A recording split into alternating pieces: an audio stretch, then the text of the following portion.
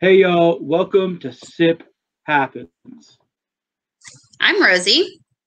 And I'm Shawn. Uh, and today we're going to be drinking some tea and we're going to have some interviews with some surprising people coming up later. And we're going to talk a little bit about what we like in tea. If I look over here, it's because I'm looking at Rosey. Yeah. I don't know if you know how Zoom works, internet. What else are we going to be doing? We're going to be chatting with each other, which is kind of cool because I think we're both really cool people. So that'll be fun. And I mean, I feel like we brought this up, but if we didn't make it really apparent, we're going to be drinking tea. Are we going to be drinking tea? Yeah, that's the whole point. We're going to be like reviewing different teas. Woo! I have one too. Mysterious green packet?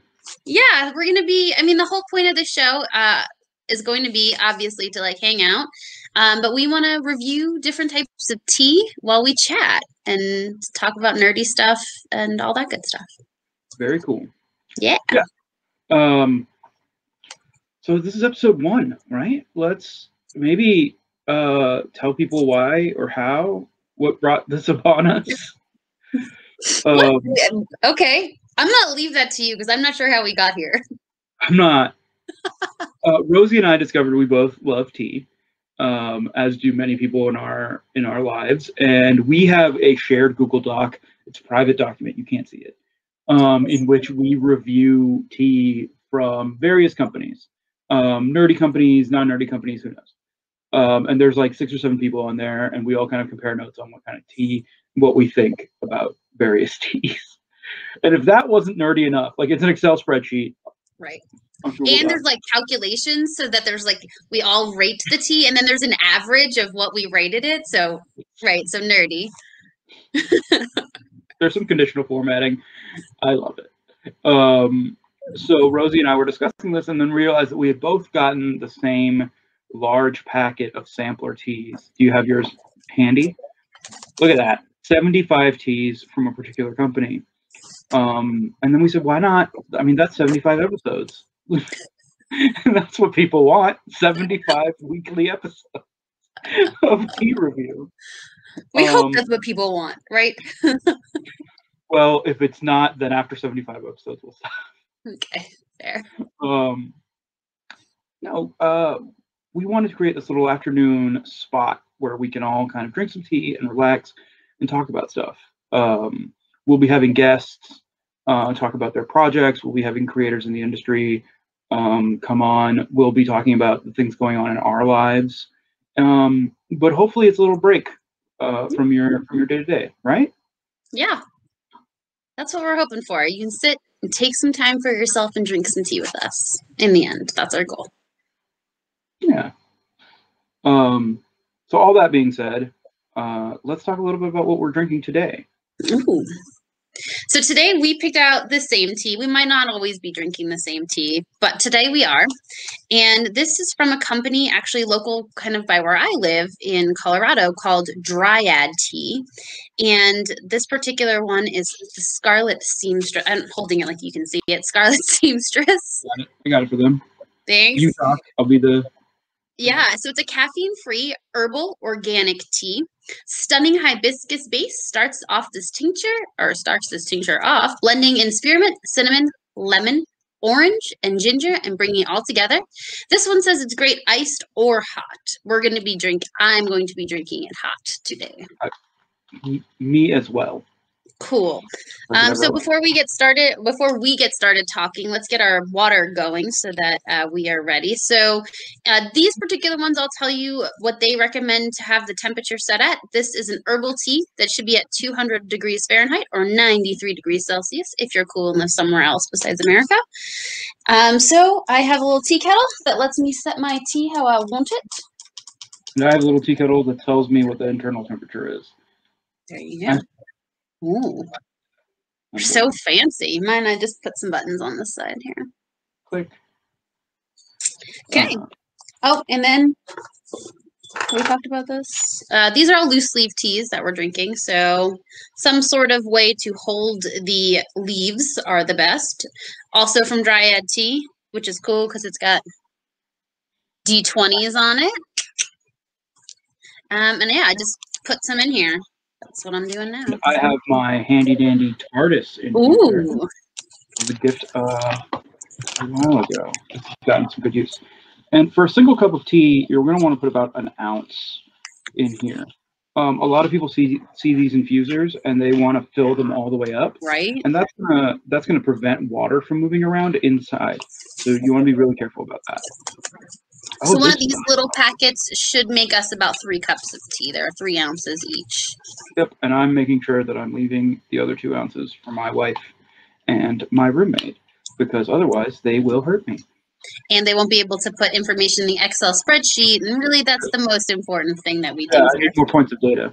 So while we're doing this, this is a caffeine-free. Did we already read this? I did read that it was a caffeine-free. Yes, I read that whole thing. Okay, great. Thanks for listening. That's what I like about you. I was holding things up. Okay, this is going super well. This is exactly what I hoped for. Me too. Did we read the ingredients? I didn't. You can do that. Okay, great. I'll read the ingredients. Do not edit any of this out. I'm not going to. Don't worry. I don't have that kind of time. All right. So this is hibiscus, spearmint, cinnamon, lemongrass, orange peel, and ginger pieces. And I will say that spearmint and those ginger pieces, you can definitely smell them in there. Mm-hmm. I need a teacup. I have them right here. I'm not leaving. Oh, a teacup? Yeah. I had to bring one over. Teacups are really important to me. Like mugs are really important to me. And so I brought over my personal favorite. I figured if we're going to start at episode 1, I should start with my very favorite mug. Fair.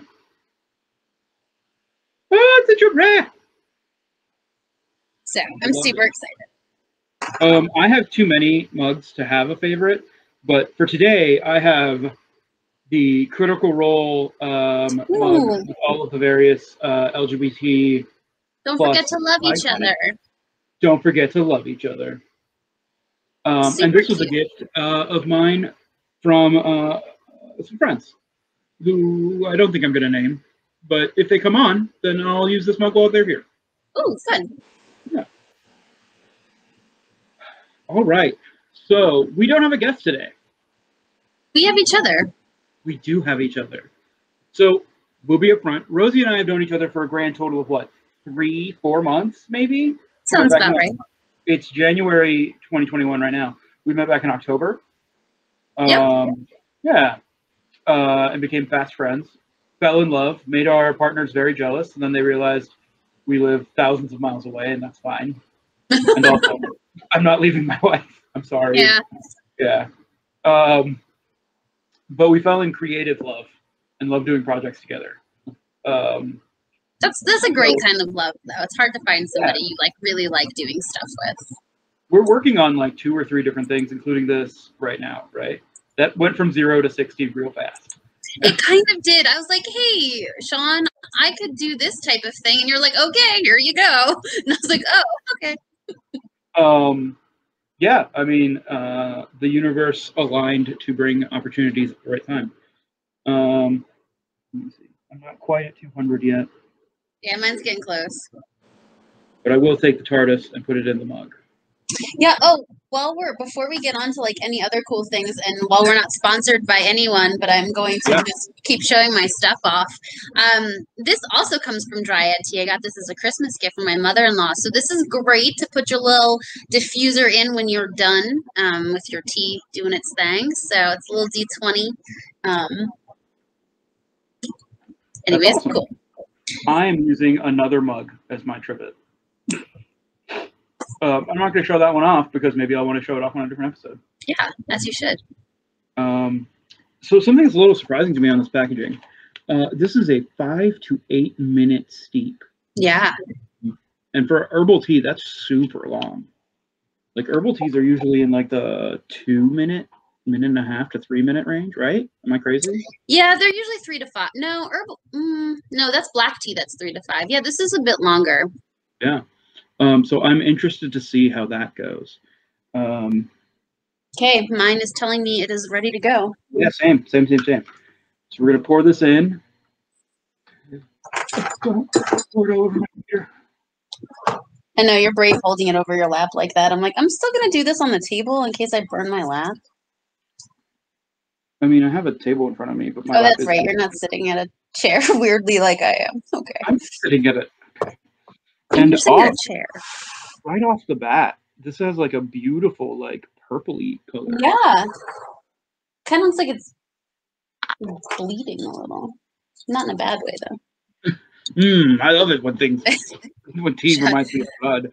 And then I have my handy dandy upside down hourglass tea timer, which is a 5-minute timer. So I'm going to let this whole thing go. Yeah. And I'm going to try to put that somewhere where I remember to look at it. I just want it to smell.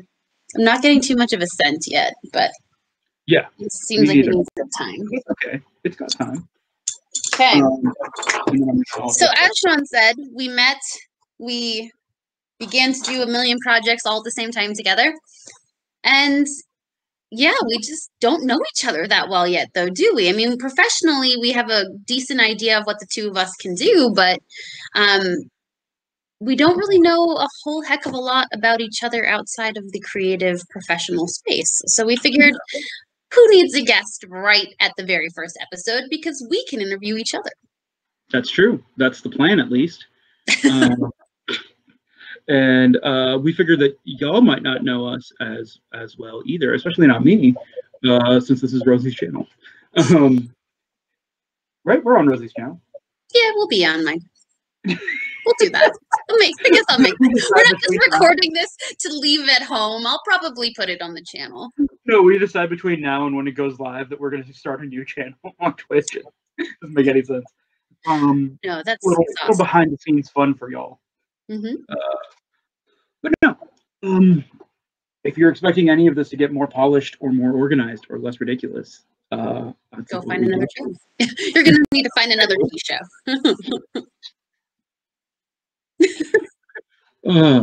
Rosey. Shawn. Do you have any questions for me? I have so many questions for you. Okay. Well, some of the stuff I know. So let's do this. Tell me your favorite book that you've read. I know. I just bumped everything. That was great. That was super professional. My favorite book. You might be able to see behind me, audience, that I enjoy reading. Not only do I enjoy reading, much like the snob I am, I enjoy fancy copies of books. But I think my favorite, let me take my little firefly charm. Go here. So fancy, y'all. So my favorite book, it's right here. Ooh. The Rings, the entire trilogy. It is one book in my mind. I cannot, like, it doesn't get further down. It's not great writing. Let's all be honest. Tolkien was an amazing linguist and an amazing professor and a very descriptive author. But I love it. I love it so much. It's that is beautiful. Yeah. I've had this specific edition since like the first of the Lord of the Rings movies came out. It was like one of the fancy ones they put out then. And my parents got it for me as a gift, I believe. If somebody else got this for me as a gift, I'm sorry. That is very nice, from whether it's your parents or a friend or something. But dang, very cool. All right, so Lord of the Rings is the winner for you. For me, I can talk more about like other things that are in my favorites list. This Christmas, Elizabeth, my wife, got me the complete works of Calvin and Hobbes, which I grew up reading. Also a very nice edition. And then up here, you'll see. Nope, this way. You'll see those underground copies of Brandon Sanderson's books, these 10-year anniversary. I think those are fancy looking. I hope that they're on screen. I have the screen a little cut, so it's mostly more zoomed in. If they are not, I will post pictures of them somewhere. Yeah, but those are fancy. I heavily enjoy, my wife and I both heavily enjoy Brandon Sanderson and his writings, as far as people who are still alive go. Minor details. What about you, Rosey? What's your favorite book? We're in a book club together, and I don't know the answer to that question. Yeah, my favorite. I'm going to throw it out there kind of like you did with Lord of the Rings. It's my favorite book. I'm not. Okay, so I've read this book 4 times now. I'm a avid rereader. I'm just throwing that out there. I love rereading books, and I think it's important to reread them. So when I was in high school, I took an honors or an AP lit class because I was a nerd, still am. Woohoo! And I read Barbara Kingsolver's book called The Poisonwood Bible, and it's not like a fantasy or anything. It's a very realistic fiction book, and I liked it a little bit when I was in high school. Then I came to reread it again when I was in my early 20s, and I got some new stuff from it. And then I read it again in my late 20s, got some new stuff from it. And I just read it last year again. And every time I read it, I relate differently to it. I learned something new from it. It's very much talking about because it's not quite as popular as Lord of the Rings. It's about in the 60s, a Southern Baptist family is taken to Africa to convert African villages to baptize the people who live in the village. And this is just as the Congo is fighting for their independence. They're fighting to be independent. So there's a lot of inner group fighting as well. And it becomes dangerous. And each section is told from the point of view of the mother, and then each chapter is written. There are 4 daughters and then the father. So each chapter is written from a different view of one of the daughters. And just interesting to see what happens to them having been taken from the comforts. I actually believe they lived in Georgia, and taken from the comforts of like America to a poor village in Africa, and how each woman develops differently and all that. It was beautiful. Loved it. That's excellent. I will put that on my reading list for 2021. Yeah, it's a great book. For those that might not know, I currently reside in Atlanta, Georgia, or just outside of Atlanta. But yeah, cool. Yeah, that was a really lengthy answer, but as Shawn knows, I love books, and I did start a book club, and I love books. I mean, if we weren't here for lengthy answers, then how would we fill up our time block? This is true. Have you been watching that timer? My timer says 21 seconds remaining on my 6.5 minute timer. All right. Ooh, it smells good now. Does it? Let me get in there. Mine does. Let me throw it out there. Mine smells good. Here's my note. Mine also smells good. It smells very winter. I'm gonna get the timer 6 seconds out so that I don't make it sound. It smells very like mulled wine. Yeah, it looks very mulled wine as well. So put that in my cup trivet. I'm going to take a drink of water so I can cleanse my palate. I'm going to make that disgusting sound. Which I will not edit out for you. Perfect. There's a good person and there's a good guy and a bad guy on this show. Here's the thing. I'm the editor, and by editor, just so you all know, I will make sure that this is posted. All right.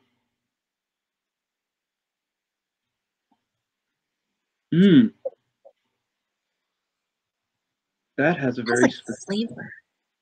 What? Some of our dryad teas have not had a lot of strength to it. This has some flavor to it. Yes, this has a very strong flavor, and it's very familiar. So that was 6.5 minutes of steeping on my end. I'm pretty happy I didn't go to the full 8. Yeah. Hibiscus. Oh yes, that is a very strong hibiscus and lemongrass flavor. Yeah. So if you like hibiscus and lemongrass, Scarlet Seamstress from Dryad Tea in Aurora, Colorado.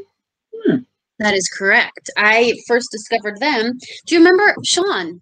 Do you remember the time where you could go to places with lots of people and not worry about getting some strange illness that might kill you? Do you mean the grocery store?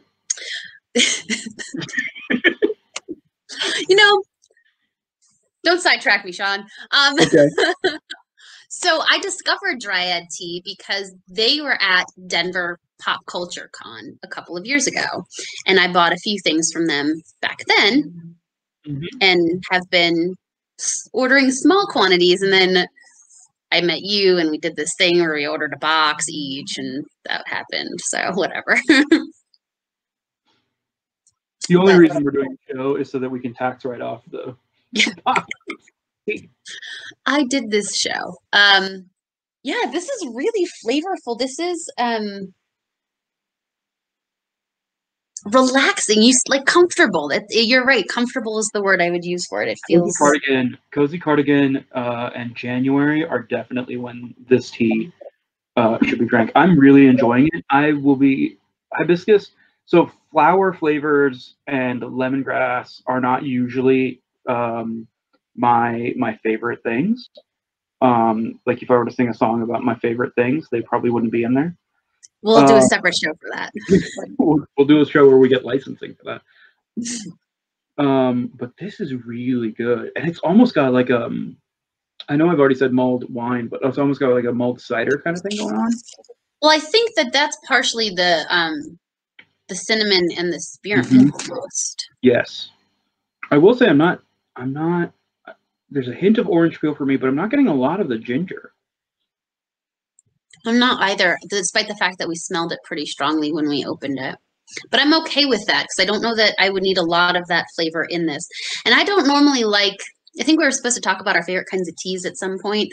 That was on our list. So I don't normally like floral, we'll get there, florally teas, but this doesn't taste like hibiscus to me doesn't taste like a flower like rose does. Like I think rose has such a taste. Yes, I agree. I definitely agree. This is well, we'll save rating still a little bit later on. I'm gonna let this cool. Keep sipping it. Maybe I'll add some honey to it, and we'll come back to this tea. I think this is good. I was about to rate it, and that's. I have my run sheet open.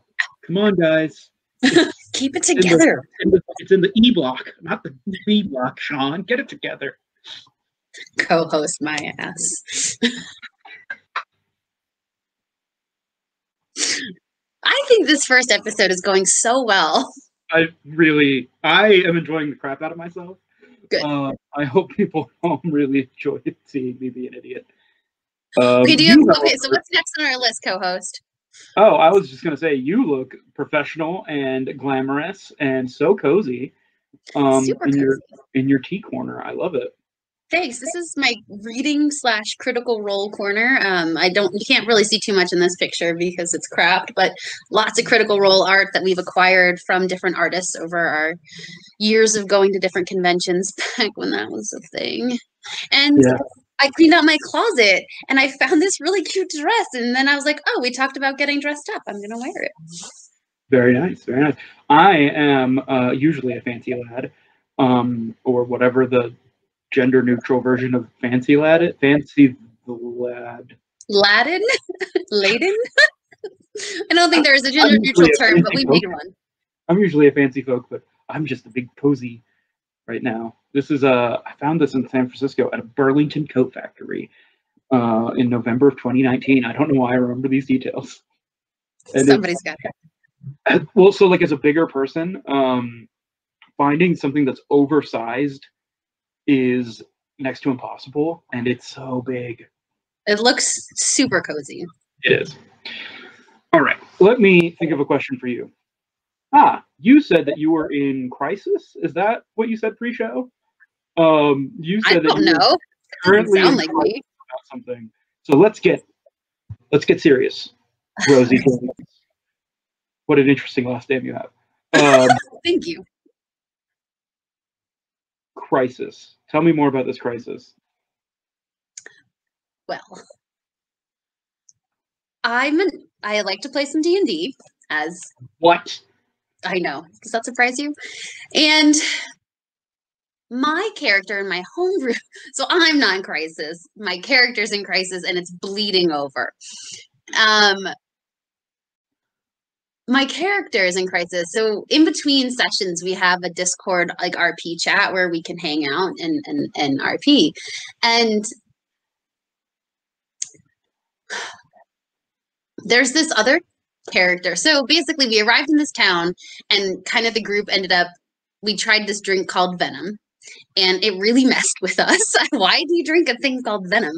Anyways, two of the characters ended up like my husband's character is a wizard, and he like was able to see the weave of magic within the world. So he had to like go have a timeout in the in room and like discover the weave of magic.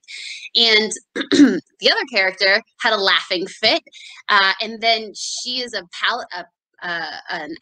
Asimar or Asimar, and like launched the wings, and we had to take her away because she was lighting everyone. She was like decimating everyone with her powers. So it was just myself and this other character who's kind of weird. He's a tiefling, a white tiefling with blue eyes, who talks to himself and refers to himself in the third person. He always, or it says like we and us, because apparently he's like taken over by he's a warlock, so I assume it's his patron. Anyways, very weird. My character has not bonded with this character very much at all. And my character is kind of like, you know, she embraces her sexuality, and she likes to, you know, see what she can find.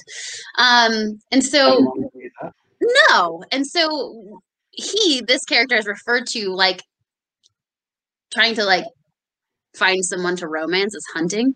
And so he's like, I'll offer to help you hunt. And I was like, my character was like, well, do you even know how to flirt before we get started? Because you're kind of different, and you don't strike me as somebody who tries to flirt. And so he like in roleplay chat goes, all right, I look Alessandra in the eyes and I say, you are very important to us, and we really don't want you to go back home. Your home is with us now. And like it threw my character and me for such a loop, because us for him could be just him that he's referring to, or it could be the whole group. And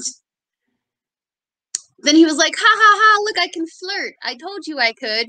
And then she was like, screw you. Wait, were you just screwing with me? Like just practicing? And then she was really upset. She likes to be in control, and she doesn't know what's going on right now. So she is having a crisis, and still like, I'm still trying to figure out, we play tomorrow. So I'm still trying to figure out how I'm going to respond to this moment, because she kind of just left after that. She was like, okay, well, I'm going to go to bed. Thanks for making this weird. Bye. Crisis, y'all. That's what a crisis is. So get in the comments and let us know what's your character's name? Alessandra. Alessandra should do. By the time you see this, she'll have already decided what she's doing, but it'll be fun for us to read. Yes, I want to know what other people would do in this situation. My character has a few other quirks. So like she's a changeling. So I've already decided she's going to change her whole look. That's her new, like, that's her coping mechanism, is like, well, I'm not that person anymore. I'm just going to be completely different. So that's what she's doing. Anyways, thanks for asking about my crisis. That is not actually a crisis, but. Yeah, no worries. You want to know what my crisis is currently? I do. So for dinner tonight, I'm making for dinner tonight for myself, my lovely spouse, and my lovely roommate. I am making sausage scapellini, but I don't know what to serve it on. I mean, I can serve it on. We have penne, we have rice. We can serve it on like mashed potatoes, I guess. We can make it into sandwiches. This is what's going on in the back of my head. These are important questions. These are important questions. I often startle myself by tilting my chair back too quickly. I was thinking sandwich bread, like a nice crusty French. It's supposed to be a sandwich, I think, is what it was. The recipe calls for. But I've had a lot of pasta recently. So my vote is always for pasta because I think it tastes good. But sandwich bread, like good. I'm looking at the other way. Like, no. Like, I've had too much pasta. Don't have pasta. No, nope, sorry, that's not how my mind works. My mind is like, good thing, more. Yes. But okay, so you live on the East Coast, so bread is good. Yes? Is bread not good in Colorado? Oh, no. High altitude ruins things. I didn't know this. Oh. I mean, I would never live in Colorado for the simple fact that it snows there, which is why I left New York, New Jersey. I don't want to live with places where it snows in any real way. But I didn't realize that I'd be giving up bread too. What? What is You're this? giving up like good bread. I mean, they have bread out here, obviously. Okay. But not good bread? It's not. Okay, so also, see, fun fact, I also grew up in the New York, New Jersey area. So Yeah. that is like New York, New Jersey bread is better than bread anywhere else, no matter where you live. Like even As a boy who grew up in Florida, I agree. Yeah, there's nothing better than that type of bread.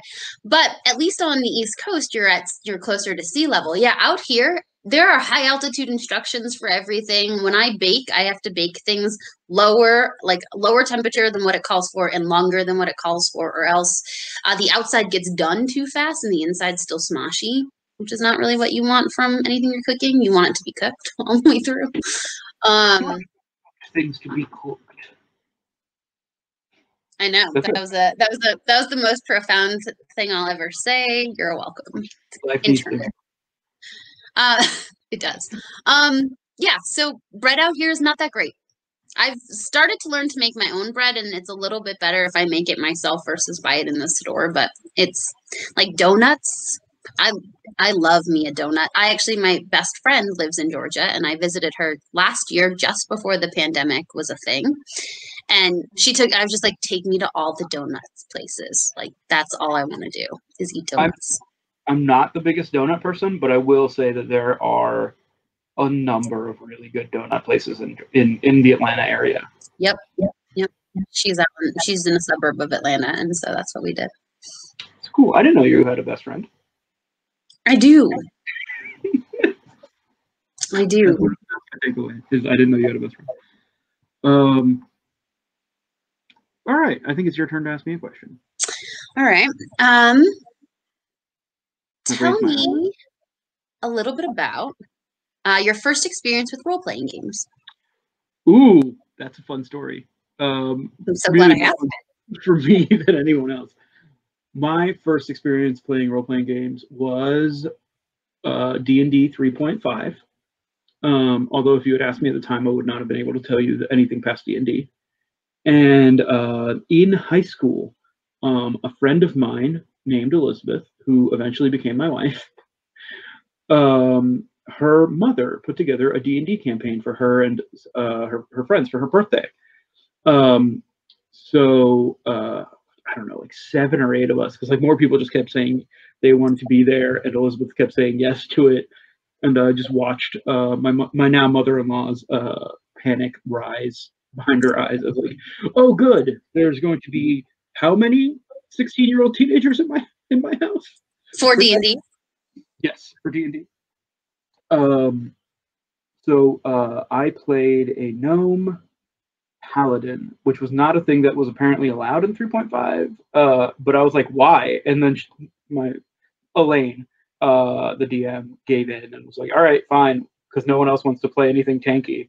And I was like, cool. And then nobody wants to be a tank. That's still a problem I have. Anyways.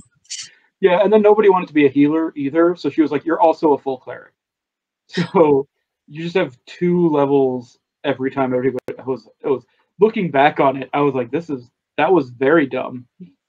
But she allowed it, and it was a lot of fun, and we played like maybe 2 or 3 sessions. For like breakup drama got in the way, and there was crying in the streets. And I keep telling Elizabeth that she should get her mom to like bring up, because she like drew out all these maps and had all this stuff. Like, we should like get it and play it like with a new group of people, maybe start it over. But like, we should do that. And now everybody's as close as a Zoom call, so why not? We can get most of the group back together. But that was my first RPG experience. What about you? What was your first role playing? I'm a late bloomer into this because I like to pretend I wasn't a nerd growing up, and I live in regret. So I started playing D&D 5, 5th edition, and my husband's 2 friends from back east from high. Actually, he has friends from high school. Good for him. And they came out. There was a Modest Mouse concert happening at Red Rocks, so they were coming out to do that because that's their favorite band. And we asked, so one of them had been in the military and had played, or both of them had. Sorry, Steve, if you've been in the military, my bad. Anyways. So one of them had been in the military and offered to DM. I can't remember if Steve was in or not. He's very anyways, cool. So one had kind of played a little bit, and we were like, hey, we want to learn how to play. Would you be willing to DM Phandelver for us? Lost Minds of Phandelver. We bought the starter set. Oh. And he said yes. Shawn, what an introduction to D&D. So Steve, the one who I can't remember has been in the military or not, played a wizard, something, a spellcaster, but not like a druid, whose main spell was grease. Like, that was like the main spell, that and Shocking Grasp. Those were like the two spells he used. And I was playing a druid, and I would be in like beast shape, like, you know, deer form or whatever, and he would cast grease under my character, who would then fall. There was like color spray incidents where my husband's character was like a paladin who hated goblins, and the whole beginning of Phandelver is all about like goblins. So spoilers. So there was like intergroup fighting between my husband's character and Steve's character because he wanted to keep the goblin as their friend. He cast friends on it like enough times to keep it, and my husband's character wanted to kill it. So casting color spray in each other, like he's casting in. Oh my god, it was like a shit show. None of that sounds good. Like, I mean, it was hilarious, but frustrating. Also, this was your first time playing, and you played a druid? Yeah. Props.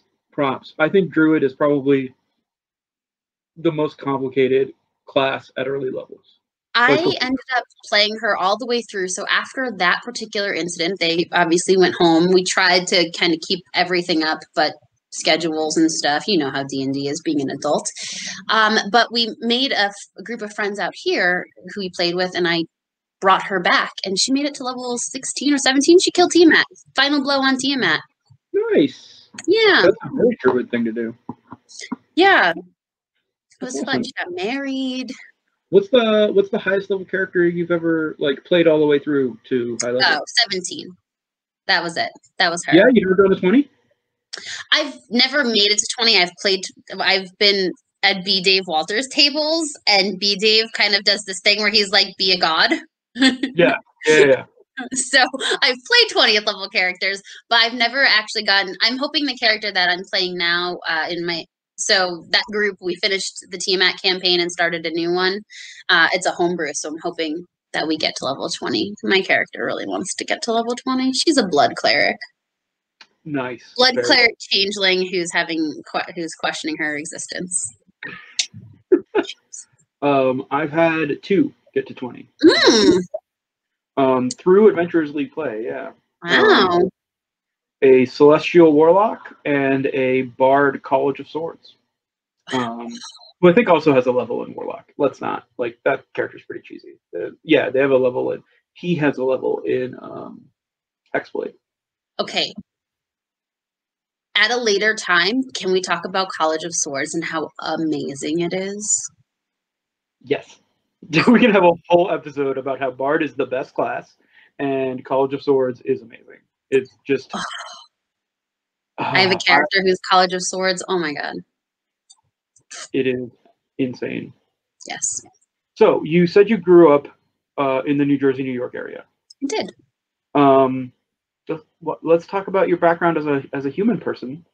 Where did you go to school? What did you study? How did you take us on a path from like high school graduate Rosey to current day? Yeah. High school graduate Rosey couldn't wait to get the heck out of Dodge. I grew up in New Jersey, but not like the parts of New Jersey that most people who've never been to New Jersey think of. I grew up like Western New Jersey, almost out in Pennsylvania. Legitimate Garden State. My mom stopped off at a farm stand on the way home in like the summer to pick up vegetables for dinner. Like, that's where we grew up. And couldn't wait to get the heck out of there, as all good 18-year-olds. So I went to undergrad down in Maryland, right outside of Baltimore. Did my 4 years there. I got a degree in English with a focus in creative writing. And then, as, again, any good, well-developed 20-something, I floundered around, worked at Target back at home for a while. Because what do you do with a creative writing degree? not a whole lot right off the bat. And Sure. so I did that for 2 years. I did nothing for 2 years, and then I decided to get my master's. And because the East Coast was stupid, I decided to go to San Diego. So I went out to the University of San Diego, and I got a master's degree in leadership development, which a story for another day, but that saved my life. Legitimately, it was a very expensive degree that didn't exactly land me a job I wanted, but it did help save my life for sure.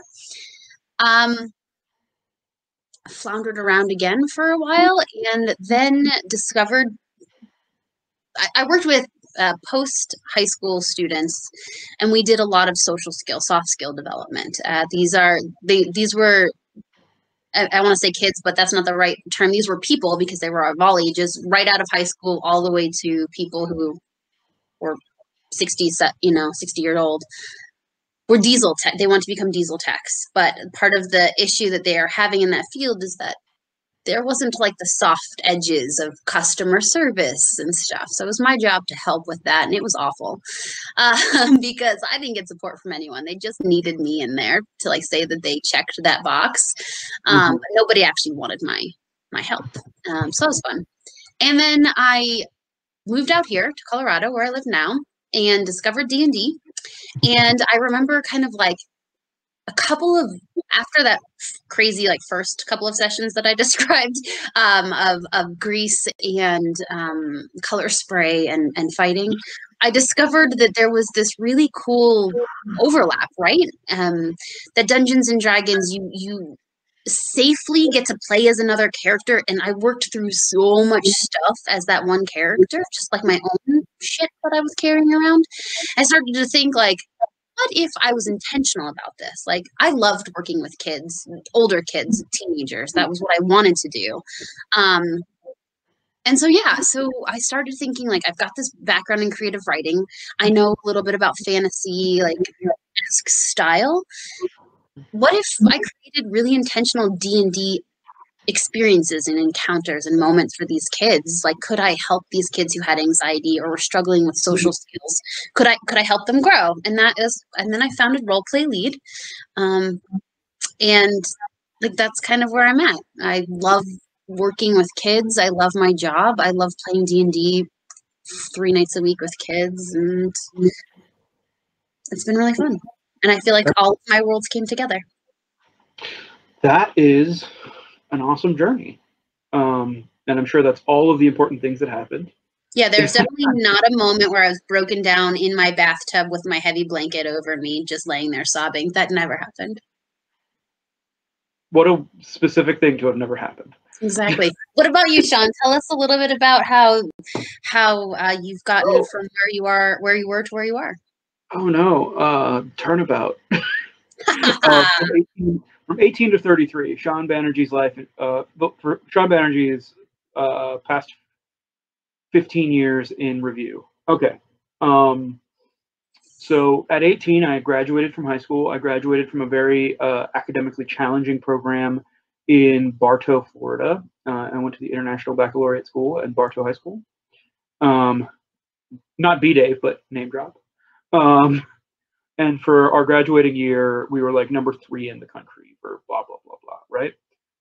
I did very little to help with that because I graduated 10th from the bottom with like a weighted 3.4 or 3.6 or something like that. Whereas like our valedictorian had like a 4.8 and the highest GPA in the state of Florida. Much like Rosey, I needed to get out of my Polk County, Florida roots and head on up to the big old city because I had gotten involved with theater in high school, and theater had very literally saved my life. I had a rough high school. Leaving high school, I had already tried to commit suicide once. I had already stopped drinking. I was some number of months sober at that point. So I moved to New Jersey. I moved to Newark, New Jersey, and enrolled at Rutgers, Newark. with the intention of getting an applied mathematics degree, which is a very marketable degree. I would go on to get my master's, and then I would go work for Google or Yahoo or the NSA or something, right? That was the plan 18-year-old Shawn had in his head. But I ended up taking a lot of theater classes and realizing that if I did math for other people for the rest of my life, I would hate math. And I love math and I do it for fun. And so I did not want that to happen. So I switched my major over to theater. I took 6 years to get a 4-year theater degree. Part of that was illness. Part of that was working full time for 2 or 3 of those years. I met some of the most amazing people in my life who are still amazing people in my life. I've been very fortunate to carry on relationships from high school, from college, from every stage in my life, and gather to me a family of people that lift me up and support me and are amazing folk, right? So after school or kind of during school, I started working in New York theater, box office management, festival management, things like that. Did a little bit of acting, but that was never really my bag. I was always kind of on the stage manager side of things. And I graduated in 2012, in May of 2012, and in June of 2012, I got married. Like almost literally a day, like it was a month and a day later. And in the middle of that, I was also a groomsman at my high school best friend's wedding. That's awesome. It was a busy month. Yeah, sounds it. And I realized that I might could need a job. So sometime in 2013, I started working for a company as an assistant director of a department. And 8 months later, I was director of a department. And then 6-7 years later, I'm still here. I'm still working for that company, although currently I am furloughed last August. But I went to corporate America because benefits, like having health insurance for my wife and I, and also working for a big national company. I could move from New Jersey to Atlanta, or New Jersey to anywhere my wife might want to go to grad school, and still most likely have a job. So that worked out beautifully. I moved to Atlanta, integrated with the team down here. Love what I do with them. I work in the events industry. And my wife went to grad school to get her MSW and is now a fledged social worker. Yay. And we kind of fell in love with the balance of like country, southern, and like city life that the outskirts of Atlanta gives us. So we've been here. And somewhere in there, I went from like a fundamentalist states' rights Christian straight half white guy to a non-binary pansexual Bernie Sanders is to the right of me, a human person, human, non-binary folk. I don't know.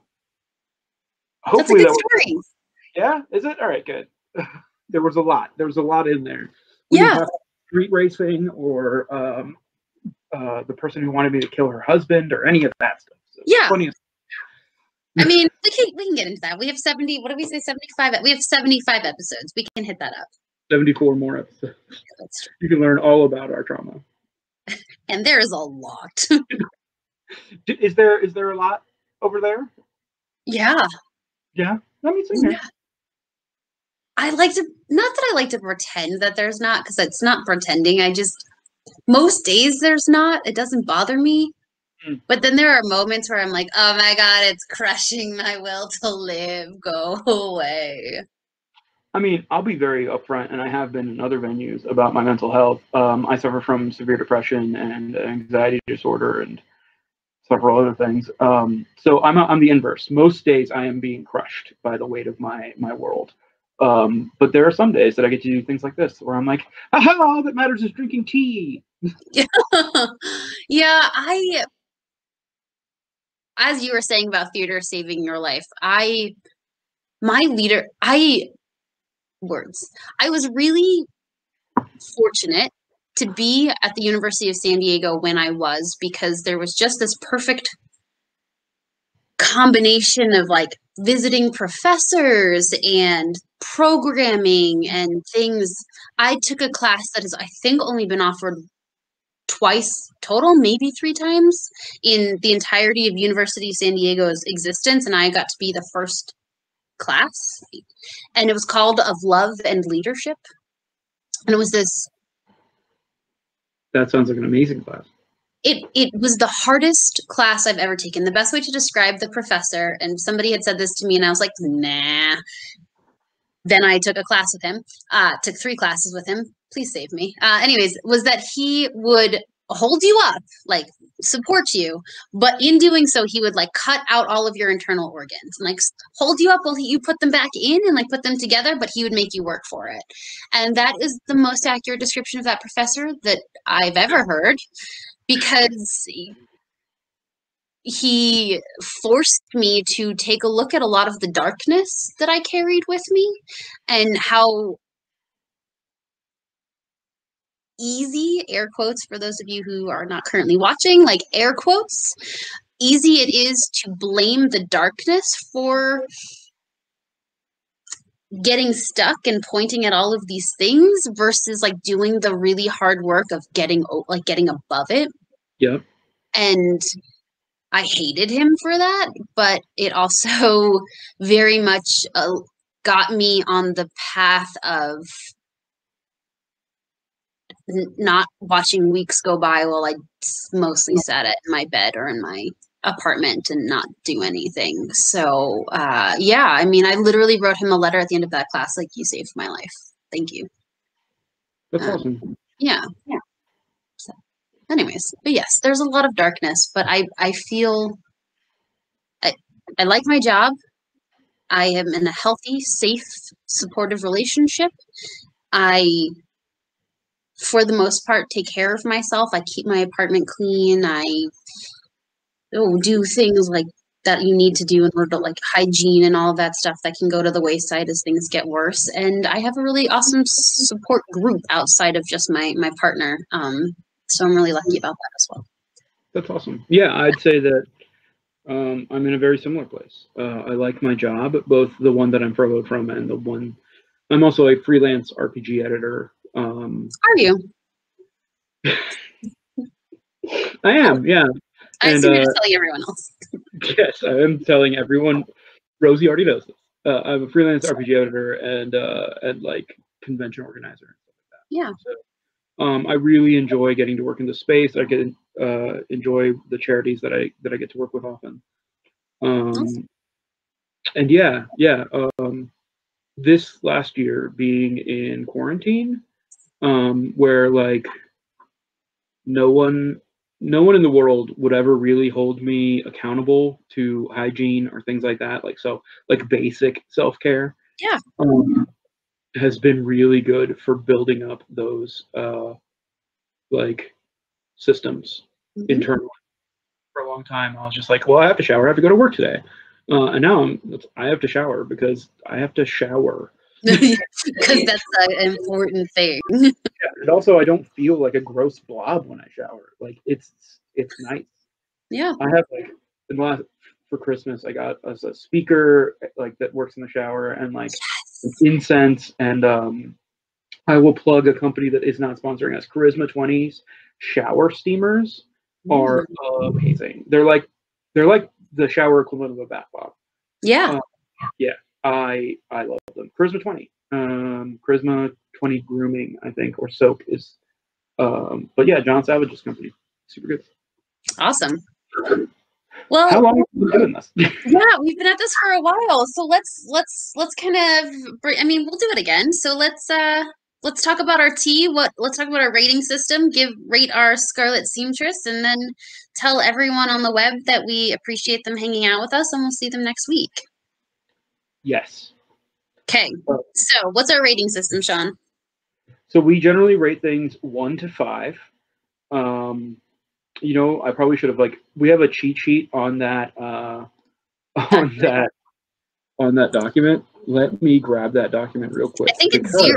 I'm pretty sure it's 0 to 5. Yeah, you're right. It is 0 to 5. It is 0 to 5. Okay, so 0 stars means it's bad. We would not recommend it at all. We would recommend against it. 1 means it's fine. We wouldn't order it ourselves, but if somebody were to offer it to us, we would drink it to be polite to them. 2 stars is it's below average. We would drink, but we won't buy it. 3 is good. We would buy it, but it's probably not preferred. 4 is we loved it. We would order it again. And 5 is absolutely has to always be on hand, always be on stock in our tea collection because you never know when you're going to want it. Yep. So I should do this, not this. I think for me, this tea is a 3. And I don't mean that in any kind of insulting way. I'm thoroughly enjoying this cup. It's a little outside of my normal flavor profile. But outside of like a cozy cold day, I don't see myself reaching for this. The other thing that we said about 3s, and by we, I mean the people who were physically there when we were putting together that rating system, was that 3 would be something that like we're very happy that that's in a packet of teas that we are buying, right? Like this packet of teas has like 3 4s and a couple 3s. Like we're very happy that those 3s are in there. Yeah. But yeah, I'll say that it's a high 3. It's like a 3 close to a 4 for me. Yeah, I'm actually in the same boat as you right now, Shawn. It is truly delicious. I'm really enjoying this cup, and it feels good to sit here and chat. I'm glad this is like our. By the way, just so you know, we just literally randomly picked it. I just reached in and I was like, "This is the one I have. Do you have it?" And then Shawn said that they did, and we were like, "Okay, good. Let's drink it." So I'm happy that this was the random choice that we pulled for our first episode because it is one that we both seem to be enjoying, but. Again, much like you, this is not a normal flavor that I crave that I would very specifically want to have over and over again in a row. So I'm happy I have it. I'm certain that on another cold, cozy day, this will be a flavor I reach for. But overall, it is not something every night that I'm going to say, "Ooh, do we have the Scarlet Seamstress? Can we make it?" Yeah. Very much agree. Very much agree. Awesome. Thank you, Rosey, for sharing and doing this. And then also thank you to those of you that tuned in. Yeah. This is obviously pre-recorded, but one or both of us are in the chat. Also probably saying thank you at the same time. Hey, future Shawn, go write your MBA papers. That's my reminder to myself that I should work on that MBA that I'm supposed to be getting. Yeah, you should do that. Absolutely. Yes. So this airs Wednesdays and Fridays. Fridays is going to be a repeat of Wednesdays just for people who didn't have a chance to watch it on Wednesday and want to end their week hanging out with us and drinking tea. And yeah, thank you all so much for joining us for our first episode. Shawn, thank you for your vulnerability as well with all the stuff you have going on. And I'm sure we'll dig more into this as the weeks carry on. Indeed. All right. And go ahead. Take us out. Where can they find you? Oh, on the internet. I am at Rosey_games on Twitter. It's the best way to find me. That's mostly, I just recommend that. Go there. Go to Twitter. I'm on there a lot. I will answer you if you find me there. What about you, Shawn? Where do you want people to find you? Probably also Twitter at Shawn Banerjee. Straightforward enough. I pretty much post everything that I'm doing in there. So go and give me a follow if you want more notifications about when these are coming out and when I buy more wormwood in a responsible goblin. I love that you're a responsible goblin. I am. Yeah, no, I can move this shoulder and show this cubby. It's so pretty. Makes my heart happy. Elizabeth probably won't see this before Valentine's Day. I just ordered another one. Or she will. Who knows? But yes, thank you all for joining us. And as always, sip happens. Sip happens.